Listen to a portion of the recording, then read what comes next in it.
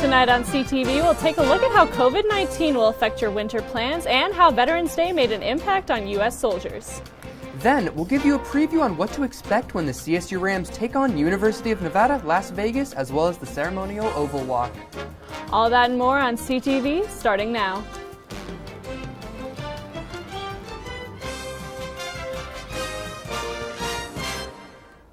Good evening, Rams. I'm Ren Wadsworth. And I'm Robbie Patla. Thank you for tuning in with us tonight. In the ever-changing world of COVID-19, there are new restrictions in place for the Centennial State. Most of the change has impacted restaurants and other establishments by limiting the number of people allowed indoors and shortening their hours of operation. However, it's important to keep an eye out for tighter restrictions regarding social distancing and mask mandates as COVID numbers continue to spike in Colorado. And we have breaking news. As of tonight, according to a recent tweet from Kyle Clark from the Coloradoan, quote, 15 Colorado counties will be moving to more restrictive statuses, meaning no indoor dining, bars closed, gyms at 10%, at-risk populations are told to stay home, end quote. The full list of counties under this status include much of northern Colorado and Boulder and Denver. Colorado ranking number 3 and 6 respectively. As students living in residence halls prepare to leave for fall break, what will students who tested positive for COVID-19 do? First-year student Riley West was given 2 options when exposed to the virus. She said, quote, I went home for Halloween weekend, and when I returned to campus, I tested inconclusive via a saliva test and was then given a nasal swab test and received a positive COVID report. I was given 2 options. I could either go to the Best Western Hotel and stay there for 2 weeks, or I could go home. I chose to go home. At the time I tested positive, there were no COVID quarantine dorms available because they were all full, end quote. West's statement could answer the question of those who have tested positive this week. However, this leaves the question open for what will happen to students who are currently residing within the quarantine dorms. Will they be allowed to leave, or will they have to stay there for the rest of their quarantine period? Governor Jared Polis's tighter restrictions for Colorado citizens and businesses come after a record spike on Friday with nearly 6,500 cases. And only 2 days before, Colorado saw 22 new outbreaks in Larimer County. Many of these new restrictions put in place by the state of Colorado and Governor Jared Polis are in the hopes to not only avoid another safer at home order, but to also ultimately slow the spread of the virus as we move into the winter months. For more accurate and updated information regarding daily cases, hospitalizations, and deaths caused by coronavirus, you can visit covidtracking.com. CSU's College of Business has offered help to small businesses struggling due to the pandemic. After receiving a $200,000 grant from Larimer County, CSU is launching free faculty-led workshops and videos to help small businesses in the area navigate an ever-changing business landscape to avoid shutdown. The 4-part series of workshops will involve topics such as creating value, exploring revenue streams, reposition businesses based on market conditions, and how to make a successful exit. The College of Business will begin their set of workshops starting on November 20th and will continue with 3 more in the spring. We've heard a lot about what's going on at Colorado State University during the pandemic, but how is CSU's rival school, the University of Colorado in Boulder, and its students handling coronavirus? Students at Colorado State University have learned quickly how to adapt to the changing world with coronavirus in it. But just over an hour away, students at the University of Colorado Boulder are facing the same situation. It's definitely been different having to adapt with COVID and not being able to participate in many social activities, not really being able to do a lot outside my dorm. Students that attend CU Boulder feel that much of the backlash and restrictions put in place were unnecessary due to the testing done on Boulder's campus. I don't believe we deserved all the backlash that we got, given that I think most people kind of expected that this would happen, and the fact that most people I'm talking with now have a plan in place. Like, they get corona, they go into quarantine, they don't have corona, and they're like trying to see a family member. You know, you go and get tested and you make sure you don't have it. No possible way of like transferring it. With the end of the year coming to a close, CU Boulder already has plans in place for the spring semester and the breaks, or rather lack of breaks, for students. I guess they're just trying to encourage not going places and like partying for a whole week and just, I guess, focusing on school. I don't know. I didn't even know about this. So personally, a little thrown off. When I first found about it, I was not necessarily super happy about it because obviously that's super frustrating that we don't have a spring break. But I understand why they're doing it. They're trying to keep us safe and not have us go home and bring more COVID cases back or take COVID cases elsewhere. Whether you're from the University of Colorado or Colorado State University, students from both schools are together in the fact that they are battling this global pandemic together. As we move into next semester, both the Rams and the Buffs will need to keep monitoring announcements from their schools for what's to come for the rest of the school year. Well, Rams, that's all the hard-hitting news we have for you tonight. But don't go anywhere, because we'll be right back after the weather update with Cameron Evig. There are 16 million children struggling with hunger in America. That's 1 in 5 daughters, sons, neighbors, and classmates who don't know where their next meal is coming from. Yet billions of pounds of good food go to waste every year. It's time we do something about it. Feeding America is a nationwide network of food banks that helps provide meals to millions of kids and families in need. Visit feedingamerica.org to help them feed even more. Together, we can solve hunger. Together, we're feeding America.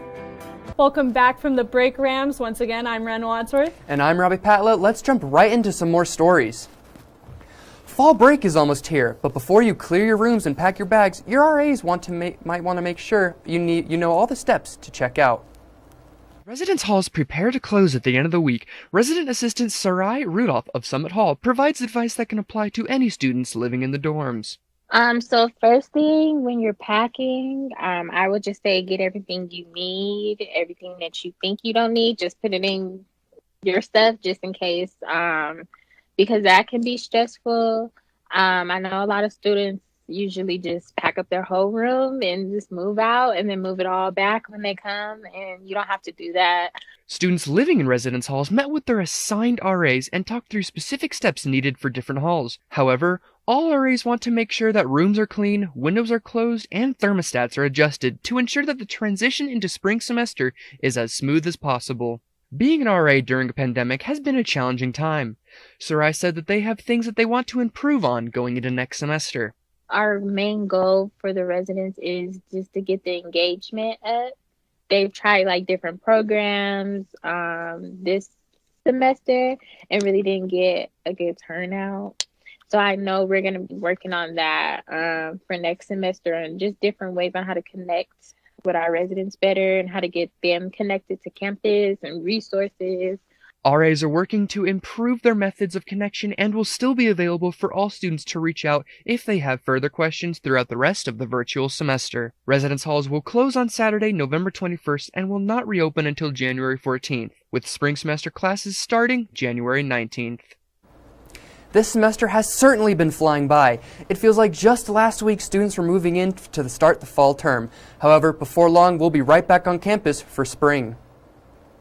A lot of time has been spent tonight both looking towards the future as well as reminiscing on the past here at CSU.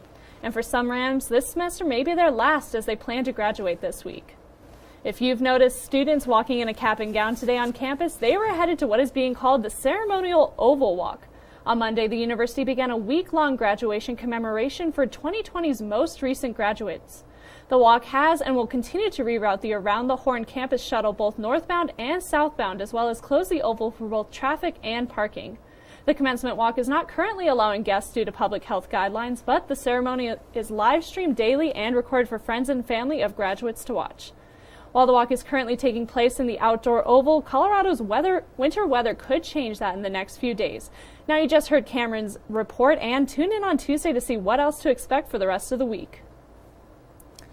Dr. Marta Castellano, director of the Cornell Veterinary Bank at Cornell University, will hold a live virtual lecture this week to discuss the role of veterinary biobanking in precision medicine. This event will be hosted by the Columbine Health Systems Center for Healthy Aging and will go over the impact of biobanking in chemical research.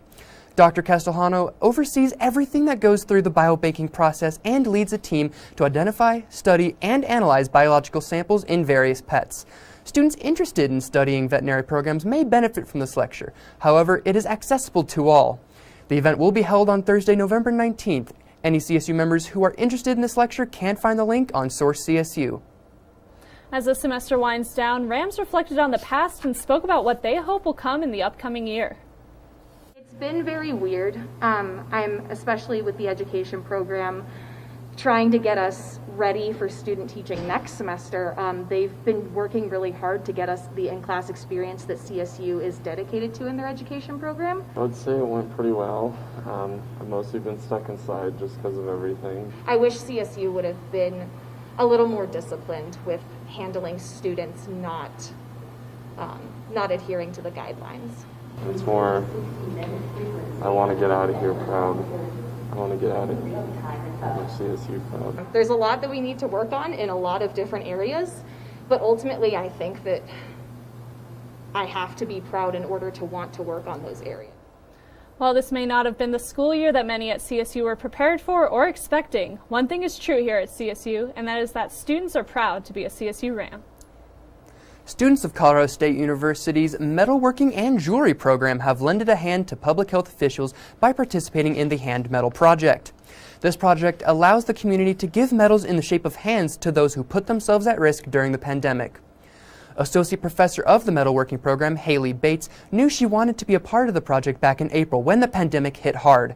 According to Source CSU, Bates quoted, "This project was challenging for some newcomers to the program. However, every student enjoyed the process, no matter the experience level." After crafting hands, they were delivered to healthcare professionals over at the Rehabilitation and Nursing Center of the Rockies. So far, the Hand Medal Project has 66 countries participating with more than 50,000 medals produced. To find out more about the Hand Medal Project, visit handmedalproject.com. Well, Rams, that is all the news we have for you tonight. But don't go anywhere because Hunter Fillmore is next to give you his last rundown on all things sports.